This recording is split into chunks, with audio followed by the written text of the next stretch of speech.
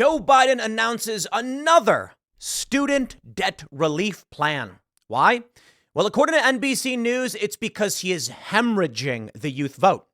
In one of their latest stories from only the other day, among voters age 18 to 29, Biden is down at 40% to Trump's 58% in a Fox News poll.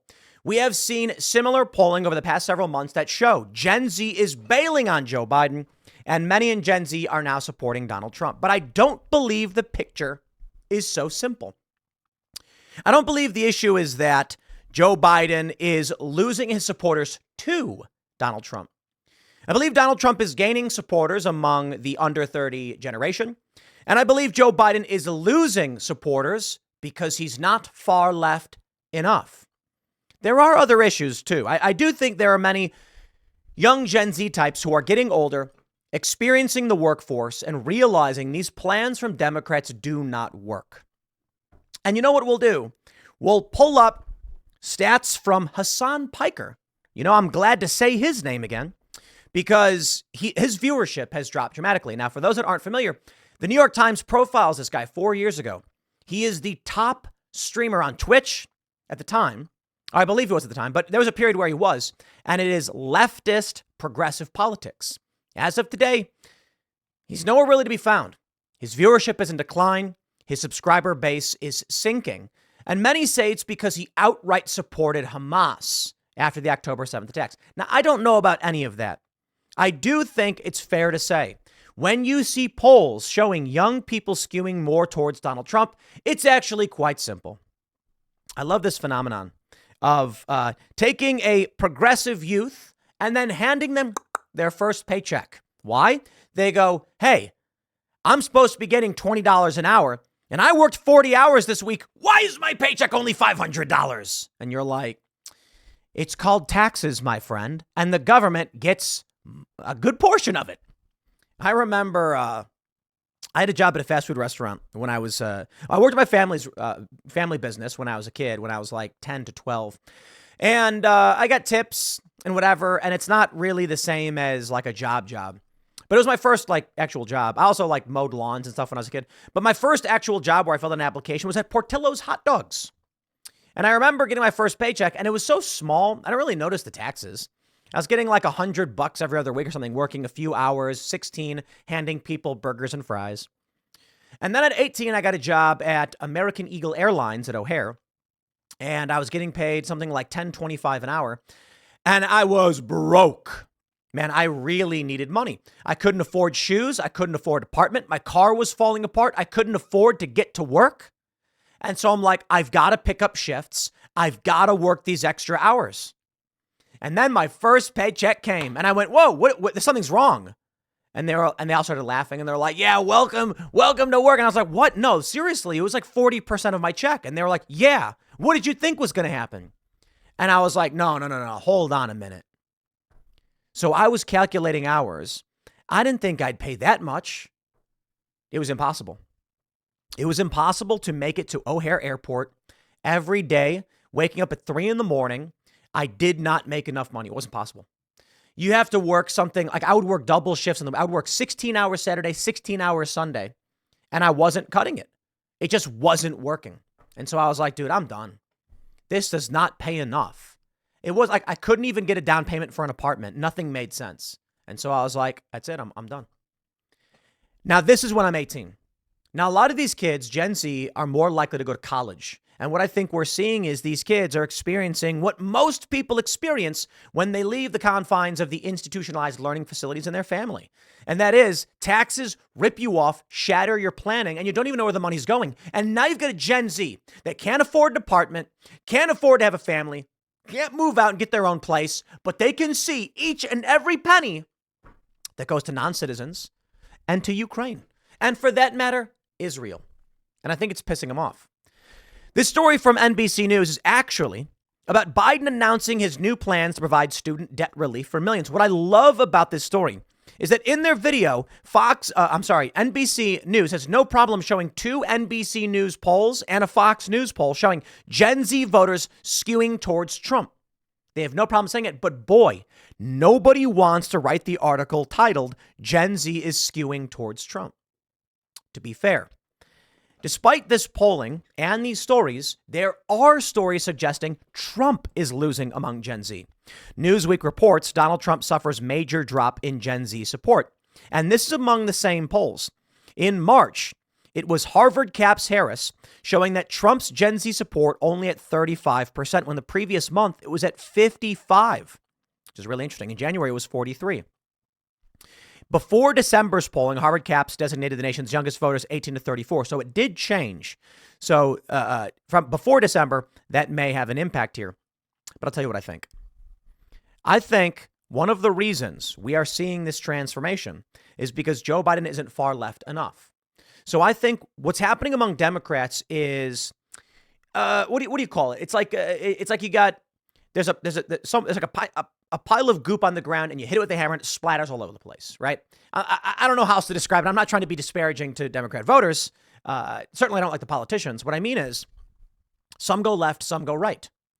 And while Trump does gain many individuals who are Gen Z, his support in the latest poll is down. But I'd be willing to bet of those who are saying they will vote for Trump, enthusiasm is through the roof. And of those saying they support Biden, it is in the gutter.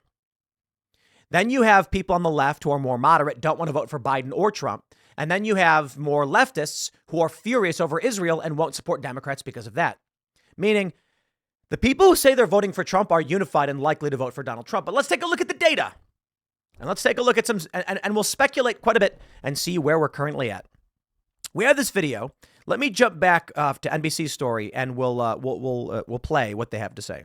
In the 2020 NBC News exit poll, candidate Biden led former President Trump by 24 percentage points among voters under 30. But an NBC survey in January had President Biden up by just 8 percentage points among that group. Another poll last month showed Mr. Trump ahead by 18 points among voters under 30. Okay, so I'm going to go back. Real quick. It's important to draw this distinction. In 2020, they said 54 percentage points among voters under 30. So let's go back so we can pull this on the screen. 2020, 18 to 29, it's 60 to 36, Biden to Trump. Now, hold on. It's been 4 years. So this group is now 22 to 33. We're talking about a 4-year elite. So it's a slight shift, meaning you've got 14-year-olds in 2020 who are now 18 and in this voting block. I think we're seeing a few things. As I mentioned, conservatives have more kids. Those kids are more likely to vote conservative. Even if conservatives keep saying, yeah, but they're indoctrinating my kids in the schools. Doesn't matter. That's true. But children of conservatives are still more likely to vote conservative. Let's play this again. Voters under 30. But an NBC survey in January had President Biden up by just 8 percentage points among that group. Another poll last month showed Mr. Trump ahead by 18 points among voters under 30. Are you excited to vote for President Biden? I would personally say no. Haley Rudy and Maya Cohn are both sophomores at the University of Wisconsin-Madison. I'm excited to vote for someone that's not Trump, but I wouldn't say that I'm excited for Biden. Even if the president ends up winning back some younger voters before November, a small change from 2020 could swing the election. Yes, it could. And this is why Biden keeps trying to push this unconstitutional debt relief for young people. He is trying to buy votes. But let's take a look at the political realm, and we'll talk about what's going on here. We have this from Politico. The polls are suggesting a huge shift in the electorate. Are they right? I love this. They just won't run the headlines that Biden is losing youth vote. Please, your delusion only benefits those who are trying to save this country. You see, instead of admitting where their faults are so they can correct them, they ignore the problem. They don't want to admit it's real. Politico says it's a significant reversal from recent history. President Joe Biden is struggling with young voters, but performing better than most Democrats with older ones. Now, I wonder why that is. I believe Israel plays a strong role in this. I think you're seeing a couple things. Young Democrats are likely to be progressive, and they're going to be anti-Israel. And then you have some younger Democrats who are default liberals who have entered the workforce and are saying the system is broken. And guess what? Donald Trump's message is now reaching them. I think that is true. They say over at Politico, something weird is happening beneath the overall stability of the early 2024 polling. It's either a sign of massive electoral realignment or the polls are wrong again. Polls show former President Donald Trump is ascendant with the youngest bloc of the electorate, even leading Joe Biden in some surveys, as less engaged young voters spurn Biden. Meanwhile, Biden is stronger with seniors than he was 4 years ago. Even his personal image is significantly diminished since he was elected last time. That would be a generational shift. For decades, Democratic presidential candidates have overwhelmingly won young voters. Republicans have done the same with the other end of the electorate. Poll after poll is showing that's flipped this year. If the changes are real, it would have profound effects on the coalitions both campaigns are building for November. No Republican has won young voters since George H.W. Bush's landslide victory in 1988. And no Democrat has carried the senior vote since Al Gore hammered Bush's son, George W. Bush, on Social Security in 2000. Or something's wrong in the polls. And the mirage of an age inversion is really a warning sign of a structural problem in the 2024 election polling. Let's pause now and say, I hope everyone realizes everybody is speculating. The polls are the polls. There's different polling methods, and we're trying to parse this data to figure out what is and what may be. So we really don't know. We have no idea what variables lie before us and what will change in this machine. But I'd like to talk about this idea of a mirage. A generational shift. Could the polls be wrong? We need not the polls, my friend. We need only take a look at Hasan Piker. Hasan, I know you're going to see this. I know you're going to make a response to it. By all means, please. Hasan Piker recently made news when he put up a post saying that he threatened self-harm. I don't know if it was meant to be overly dramatic or whatever the issue was. I tweeted out, brother, do not hurt yourself. Please be well. And it's fascinating. Because in the response video he made to the Timcast IRL segment we did about the most prominent progressive media personality, they're surprised that we're saying that, like, they're saying things like they think Hasan's irrelevant, but they keep talking about him. Irrelevant? No. I think he's massively relevant. And I think what we see with the most prominent progressive live streamer as indicative of what may come in this election. According to Social Blade, he has 2.5 million followers on Twitch. For a while, he was the biggest Twitch streamer. Now, he got headlines, at least in the independent media and political space, because his viewership dropped from somewhere around 45,000 concurrent viewers to around 10,000.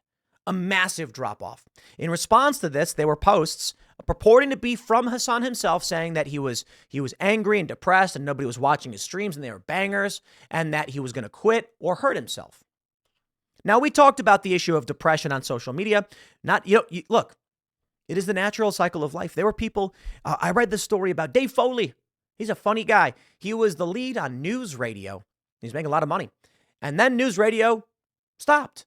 And all of a sudden he wasn't making money. Now, this is pertaining to like a child support thing, but that story shows you don't get to exist in the limelight forever. You don't get to be relevant forever. Everybody knows this. Name a band that you love from a few years ago, and where are they now? They're not generating the same attention as they used to. Priorities change, tastes change, and that's really it.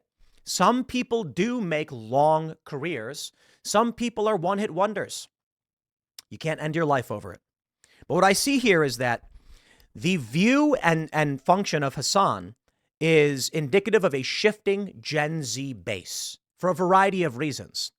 So let me show you here. This is Social Blade. Social Blade is a social media tracking, charting, or I think tracking is a better way to put it. It's not really charting. But this is Hasan's Twitch, and we can see recently he's begun losing followers. We can see here that he's lost on average, he's losing on average 115 followers per day. In the last 30 days, 3,450. He did have a couple days where he gained some, but he had March 29th, he lost 1,745. And that was around the time those messages came out where he was really, really upset.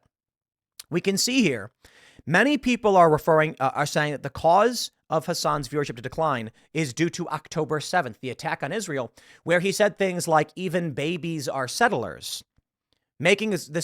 He made the point, essentially, that the Palestinians have a right to defend themselves from settlers, and babies are settlers too. A lot of people were really shocked by that. Some people have called him Hamas Piker. I don't believe it's fair to say that issue is necessarily the driving force in his decline in viewership, but I do believe it contributes. We can see here when tracking the data that in October, he gained 17,000 followers. But since then, the next month, it was minus 1,262, minus 457, a gain of 1,000, followed by a gain of 733. But in this past month, minus 4,759. Some people have posted that he is, quote, evil maxing. If you're not familiar with what that means, it means just doing something to the utmost. So if you say something like jazz maxing, it's like the assumption is that you're wearing jazzy related clothes and playing jazz music on your radio or whatever. So evil maxing means he's trying to be evil to the greatest degree imaginable.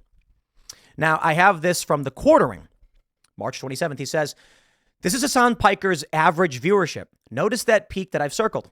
That's October 2023, the month of the October 27th attacks. And the world met, quote, Hamas Piker, and he imploded his Leftovers podcast. Hasan is melting down about viewership tanking. Perhaps they are correlated. He says the plummet continues in 2024. His young, impressionable viewers are growing up, paying taxes, and realizing he's a fraud. Let's go, landlords. I don't believe the Hamas Piker is the true reason. I think there's many people who agree with him on many of those issues. You can see individuals like Jackson Hinkle have gained massive popularity by being very critical of Israel. This, to me, indicates the real issue with Hasan Piker's viewership is probably related to a younger demographic being exposed to the realities of the world and realizing the things Hasan has preached for are impractical and detrimental to their lives now that they're growing up and on their own and trying to find their way in the world. I do not believe that's every single person. There are certainly middle-aged leftists and progressives. They exist. But I think there is a harsh reality. There's a funny meme where it's a woman on Twitter saying, I got to stop playing Mario Kart because it's turning me into a landlord. Like a MAGA landlord. Every time I'm in first place and get hit by a blue shell, I'm like, what? So because I'm better at the game, I get punished? And it's like, yes. I love how people are like, the blue shell. That's a good explanation. No, it's terrible. You work really hard. You're playing Mario Kart. When you're in the front, you don't get good items. When you're in the back, you get the blue shell, which targets the person in front and knocks them back. So you lose. That sucks. Now some might argue, yeah, but you got random items along the way that helped you too. Yeah. The great equalizer of how Mario Kart works is the further back you are, the better items you get. And that's stupid. I suppose the issue is they're like, if you're in first place and you get a really good item, you're going to win. And it's like, yeah, well, you're in first place. So here I am, I'm playing Mario Kart and I know how to mini turbo. Do you know how to mini turbo? You don't? Well, then I win. And because I learned the tricks and secrets of Mario Kart, now I get targeted? Not okay. For those that aren't familiar, in Mario Kart 64, they do have this in the newer version. A mini turbo is when you slide, because you can jump and skid, and then you flick the controller left and right. The color of the smoke in the vehicle changes, and when you release it, it boosts you, increasing your maximum speed temporarily and accelerating you. See, these are the things I know about Mario Kart. My point is, many people they're actually telling you this. They're saying this to Hasan, okay? Not literally, but when it comes to the issue of being at home and hanging out with your friends, it's easy to say you deserve these things that should be given to you. But then when you finally break out of the pack, you make it to the front, and here you are in the real world, they're taking from you. And it hurts. Most people are not virtuous. Most people would simply say, you know what? I don't like having my stuff taken from me. And so they don't like it. When these people start to succeed, get followers, get jobs, make money, and then see how much is taken from them, they immediately say, no way. I deserve was always the ethos of these individuals. When they were young, they said, I deserve services from you. You pay them. Healthcare is a human right. Then once they made money, bought their own healthcare, they said, I deserve this. And someone came to take it from them and they say, don't you take it from me. I deserve this. And thus the ethos of I deserve this lends itself more to a Donald Trump when you're older. It's as they say. If you don't have, what do they say? If you're not liberal when you're young, you have no heart. And if you're not conservative when you're older, you have no head. That's what they say. I think it's a stupid saying, to be completely honest. But it is a shift that we tended to see for a long time. But as I already pointed out with the data, it's shifting. Donald Trump is losing with seniors? Wild. Now, it wouldn't be fair if I didn't point out Timcast viewership as well. and YouTube viewership. Hasan Piker on YouTube has 1.3 million subscribers. I believe that is more than this channel currently has. And for the past 30 days, he has 6.1 million views. I believe he produces less clips on that channel. And we can see in the past month, he has lost 10,000 subscribers. He averages around 203,000 views per day and gets around 1.4 million views per week. It's pretty good. It really is. We can see that on October, we see this similar, so that's November of 23. October, we see a spike into November, but then a drop off, a big drop off in his monthly views. Whereas in a year ago, he was getting 21 million views. I don't know exactly why. Week today, he has dropped down. These are monthly gained views. So they say for the month of March, he's at 7.6. So it looks like going into April, he's actually not doing as well. We can see that monthly gained subscribers is from January. So here's October, which is what Quartering pointed out. It drops off substantially. He's got a bump. Once you get to over 1 million, they calculate only in the 10,000s. But now he's at zero growth. We then have Timcast IRL. Now, I think it's fair to point out we've had huge spikes in growth as well. Our viewership on Timcast IRL and this channel have been moderate, I guess. So you can see that the reason I bring this up is because it wouldn't be fair to say anything about Hasan without showing our numbers as well. But I also want to compare October. In the past month, Timcast IRL has gained 10,000 subscribers. It's a little bit more than that, but they only do it by 10,000. So if it says 0, it could be 8,000. And if it says 10,000, it could be 19,000. We had 19.489 million views, which is actually down for the previous month by 23%. That's pretty big. Oh, I'm sorry. I'm wrong. This is not Timcast IRL. This is Timcast News. This is for this channel. So on this channel, we're getting 19.5 million views, gaining 10,000 subscribers, averaging 650,000 views with a weekly average of 4.5 million. So less subscribers than Hasan on YouTube, getting substantially more videos. This could be an artifact of I produce more videos. I'm not entirely sure. But we can see here monthly views gained. So when we go into October, I don't have the same spike on this channel. November is a slight increase. December and January are down. This is normal. Why? I produced way less content because of the holidays. Then we see in February, we saw a big boost. So February, 22 million. And into March, 22 million. It looks like for April, there may be a light dip so far in the calculations. And monthly subscriber growth is, like I was saying, it only measures in tens of thousands. So in May of 23, it was a 20,000 boost, and it's 10,000, 10,000. So I average what looks to be slightly below. Okay, in February is a 20,000 bump. March was a 10,000 bump. The reason I'm showing this is because I do not have the same trend as Hasan. I believe that is indicative of something unique to Hasan's content on YouTube. I'm showing YouTube to YouTube. I can then jump over to Timcast IRL, which is in many ways more similar to Hasan in that it is. So at the time Hasan was doing his show, he was averaging about 44,000 live viewers. Timcast IRL averages comparably, maybe around 40 to 41. It really depends on the guest and what's going on in the news. Over the past month, Timcast IRL, with 1.65 million followers, has 24.819 million views, a decline of 14.6 for the previous 30 days. Again, it looks like there's a general decline for everybody, maybe April, or maybe we just suck. I don't know. So we average 827,000 views per day and 5.79 million per week, 24.8 for the past month. We also did not have an October bump. There was in November a slight decline. I believe this is because we took a week off for Thanksgiving, which makes the most sense. And then you have, I don't know, maybe Hasan did as well. But then you have December, it returns to normal, which is actually surprising because we took a week off at the end of December. January is an increase. February is an increase. March was slightly down. We had 29 million in February. Subscriber growth has been fairly consistent at, we did have what looks like 1 month in February of 23, a decline of 10,000 subscribers. I don't know what that was. I think that was around, wasn't that around when we had Crowder on the show? So we probably saw a big boost and then many of them unsubscribed. But we consistently average around 10 to 20,000. Again, I'll stress, I'm showing Timcast numbers because it would not be fair to compare Hasan blindly. And I wouldn't want to compare him to anyone else. I think it's fair based on the difference in our political views. You can see if we've suffered similar or different things. Thus, my whole point with this is, Not to pick on Hasan in any way. Whatever. Hasan was the big dude. He's the biggest progressive. He was the biggest progressive streamer. I don't believe that is the case anymore. I checked out one of his streams a couple days ago and it was at 10,000. And so what people have been saying, it's like, dude, that was comparable to Timcast IRL, around 40K. I think often bigger.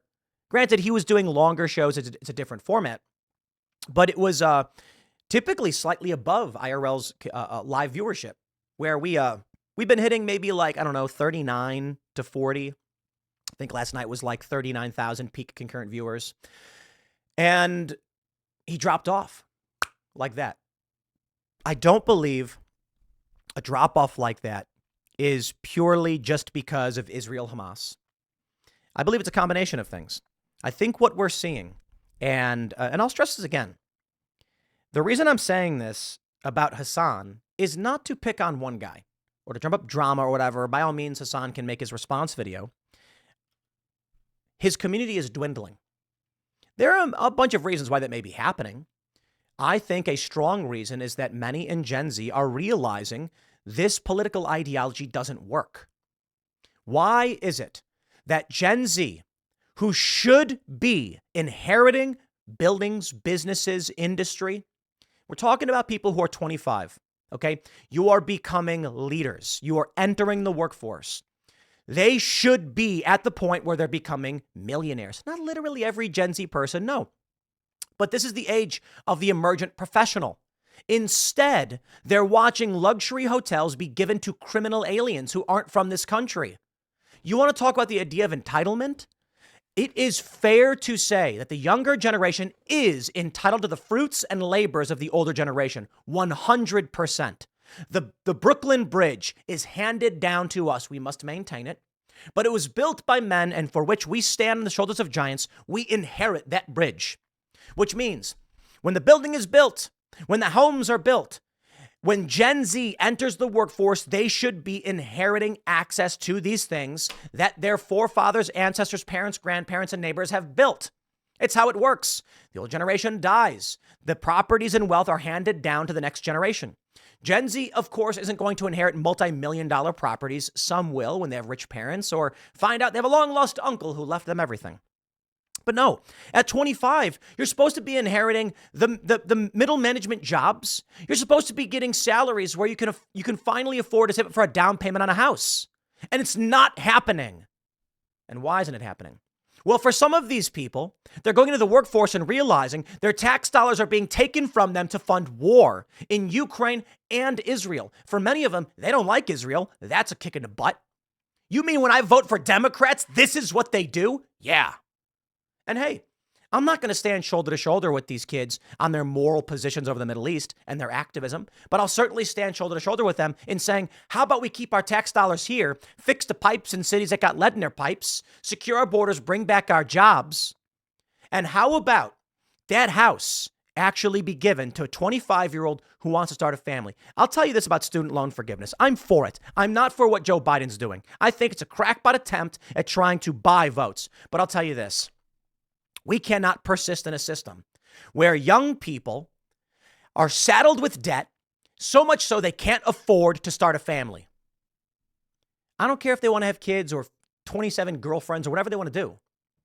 The problem is they get these degrees that don't do anything for them, don't give them the wages they need. They can't buy a house and they got to pay an extra bill. It's indentured servitude that doesn't do anything for them. We need Gen Z to be free from debt. We need them to have access to good paying jobs and healthcare so that they can say, here's someone I fancy. Let's start a family and have kids. It's what I dream of. Then we have a younger generation succeeding, developing, and building. Look, man, conservatives should want Gen Z to have kids because they have kids, they have responsibility, and they will fight for their children. They will defend this country.